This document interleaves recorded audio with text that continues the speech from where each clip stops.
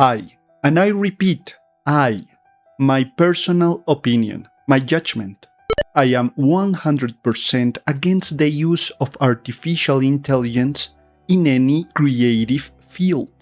Lately, AI generators are all the rage, navigating the world without any regulation to serve humanity. I say that in air quotes. And I catalog them as generators, on the grounds that for me, they aren't a tool. Because with a tool, the individual has to perform the function in a particular way. The AI generator makes all the work, or may I say, copies someone's work to pass it as its own. And it's ironic that we as a society ignore, replace, and deny that ability, that aptitude, that skill that makes us different from machines or other living beings. We are supplanting, in a philosophical way, the qualification that categorizes us as human. I'm talking about creation, imagination, inventive inspiration, the sacrificial dedication to improving, creating, and inventing unique, wonderful, and impressive things. For me, and I repeat, for me, people who use AI tools for any creative activity, in my personal opinion, are lazy individuals without that fire of incentive, looking just to make a quick buck. They are the kind of people who lack the passion, dedication, love, and sacrifice required to learn new skills from scratch, gradually improving the final result, even if the improvement is small. Of course, there's always an exception to the rule, but I'm talking about the person who, with all the mental and physical capabilities, just doesn't want to put in the work to achieve something. For example, I prefer going to any concert by any philharmonic orchestra, where the members, the musicians, the humans who make up this group have practiced for years and years, sacrificing free time to dedicate themselves to their art, to improve with their instruments and create incredible musical works. I prefer that compared to listening to a cheap copy made by someone who typed a few sentences into an artificial intelligence software and without any effort, without any love for the art, without any vision, was able to produce something similar, in air quotes, to what the Philharmonic Orchestra managed to create. I emphasize the word copy, because as we know, these artificial intelligence softwares aren't so intelligent.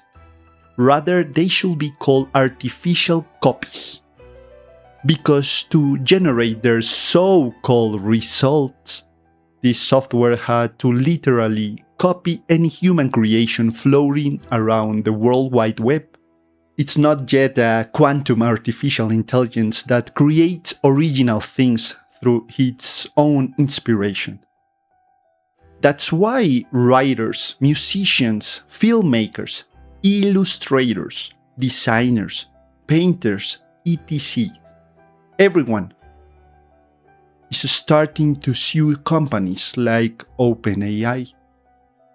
Because companies like OpenAI know very well that their software is cloning everything without permission. The predicament ain't different in the video game industry. Recently, to promote his new game, in an interview with the legendary Japanese video game magazine Famitsu, video game designer Yoko Taro expressed his opinion on the artificial intelligence, specifically in the interactive pixel art industry. Yoko Taro is a Japanese video game designer known for his game Nier Automata, a highly successful action-adventure game released in 2018. Mr. Taro expressed his concern about the growing use of artificial intelligence in creative fields, like video game design, stating, and I open quotes, "I think artificial intelligence will put all game creators out of work." This statement coming from someone like Mr. Taro, a successful video game creator who knows the ins and the outs of this industry. It's heartbreaking, man, it's heartbreaking. But Mr. Taro didn't stop there, as he continues to express his concerns about the AI in the video game industry. He said, and I open quotes, "In 50 years, game creators could be treated like birds. I think that in the near future, we will move from an era where we had to imitate the style of our favorite creators to an era where we can have our favorite scenarios generated. Artificial intelligence will determine user preferences and skillfully generate branching paths that the user will want to read, and recommendation capabilities will continue to improve." Another developer from the land of the rising sun also raised his concern about the rapid advancement of artificial intelligence generators. Kotaro Uchikoshi, director of the title Zeroscape, he said, and I open quotes, "I fear that there is a possibility that AI-generated adventure games will become a commonplace. In a way, I like that those directly involved in the video game industry are against artificial intelligence and its harmful fangs that can produce a lot of layoffs of human beings just to line up the pockets of those idiotic executives who only care about one thing and one thing only, continuing to fill their bank accounts with money so they can buy their third mansion with 14 bathrooms, a second yacht that is more expensive than the GDP of many countries, so they can sail in the Caribbean Sea at the cost of putting more and more people out of work to avoid paying salaries to human employees and releasing garbage products for the sake of it." Even the master of masters in the video game industry, the legend Shigeru Miyamoto, creator of Mario, Zelda, and others, has made it clear that as long as he is with Nintendo, the company will not use artificial intelligence to create video games.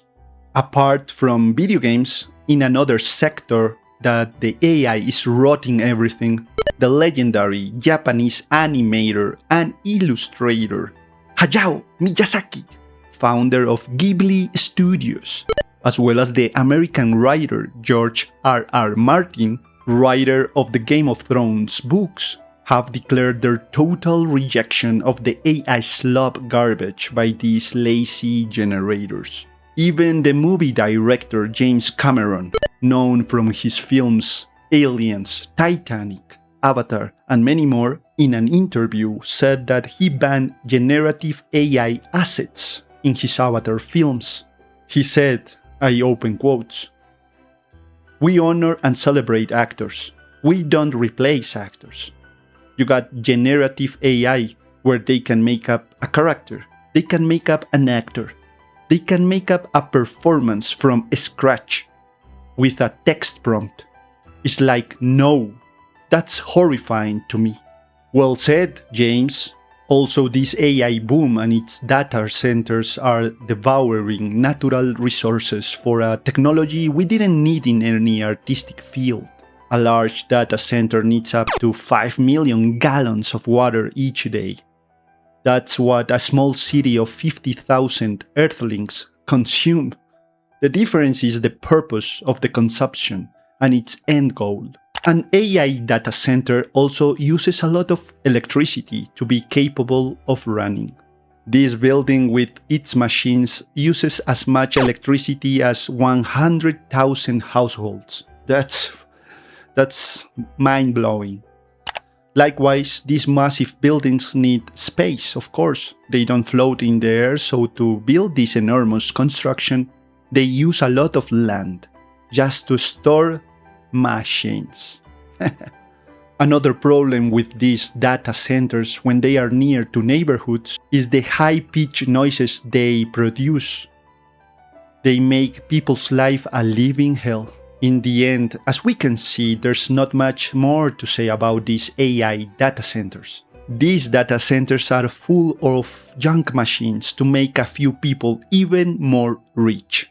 One personal example could be to use AI software to narrate my videos on this channel. I could use an AI-generated voiceover with perfect English, intonation and pronunciation, but I choose not to. I prefer to use my voice with my crappy English and mediocre pronunciation, because that makes it more real, more relatable, even if I'm a silly robot.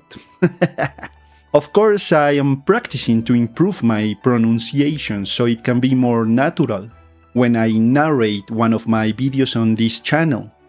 And that requires work, discipline, and resilience, aspects that any usage of an AI generator doesn't have.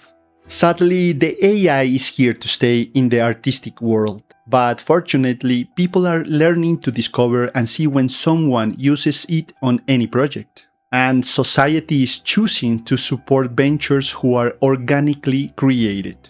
In the video game realm, even Steam has obliged developers to inform the players if there's any in-game assets generated by AI. Good call, Valve. That's the way. Gabe. It's like the food industry. They need to inform all the ingredients of their products. And let's not forget the problem that companies like OpenAI are causing to the video game aficionados. These companies are hoarding computer components like RAM, random access memory, and HBMs, high bandwidth memory, making it the supply very scarce and expensive for the individual that wants to buy a unit of any of those components. Even console manufacturers like Sony and Microsoft are worried because of the shortage of these types of components, mainly for the plans of future video game consoles. In a world where we are now overwhelmed with AI slop content, people are starting to search for the real thing, man. And we as humans are the only ones who have the choice to support those creators who put their souls into a project, whether it be in video games, books, movies, TV shows, anime, music, or any audiovisual media. Life on this planet is harsh, difficult, and dangerous. And these few are making it worse for the many. I'm against that. The AI bubble is a circus run by annoying clowns. Okie dokie! Thank you for your time. I wish you the best in life. Until next time.